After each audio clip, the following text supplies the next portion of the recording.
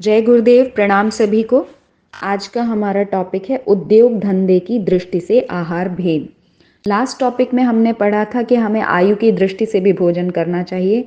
अगर हमारी आयु अधिक है तो हमें गरिष्ठ भोजन नहीं करना चाहिए, बहुत अधिक प्रोटीन नहीं लेना चाहिए, क्योंकि हमारे भोजन में वो पच नहीं पाएगा और विकार उत्पन्न करेगा।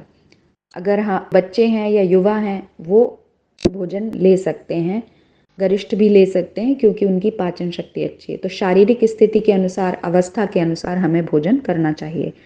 आगे बढ़ते हैं। उद्योग धंधों की दृष्टि से आहार भेद। भोजन की किस्म और उसके परिमाण पर उद्योग धंधे की दृष्टि से विचार करना अत्यावश्यक है। हमारे देश में प्रायः यह उल्टी बात देखने में आती है कि जो लोग अधिकांश गद्दियों या कुर्सियों पर बैठे रहते हैं वे तो बार बार अधिक कीमती भोजन करते रहते हैं, और जिन लोगों को दिन भर अनेक प्रकार के मेहनत के कार्य करने पड़ते हैं उनको रूखा सूखा और आवश्यकता से भी कम आहार मिलता है।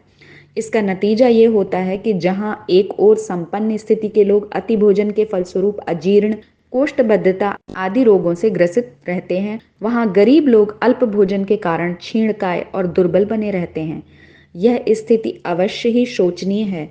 विशेषज्ञों ने जांच करके निर्धारित किया है कि जहां बिना परिश्रम करने वाले लोगों का निर्वाह 7-8 छटाक भोजन में अच्छी तरह हो जाता है, वहाँ साधारण परिश्रम करने वाले व्यक्ति को 11 से 12 छटाक और कठिन परिश्रम करने वाले व्यक्ति को 14 छटाक खाद्य पदार्थ की आवश्यकता होती है।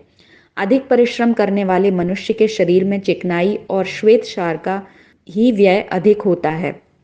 प्रोटीन का खर्च ज़्यादा नहीं होता, तो भी मजदूरों से ठीक काम लेने के लिए प्रोटीन युक्त भोजन भी आवश्यक होता है, क्योंकि इससे उनके स्नायु और पट्टे मजबूत बनते हैं और अधिक दिनों तक कार्यक्षम बने रहते हैं।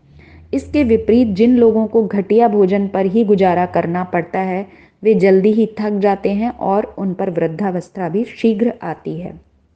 तो इस पैराग्राफ में हमने पढ़ा कि हमें उद्योग धंधे की दृष्टि से भी भोजन का चुनाव करना चाहिए। अगर हम बहुत कठिन परिश्रम करने वाले हैं तो हमें अधिक मात्रा में भी भोजन करना चाहिए और प्रोटीन, कार्बोहाइड्रेट वगैरह ज़्यादा लेना चाहिए।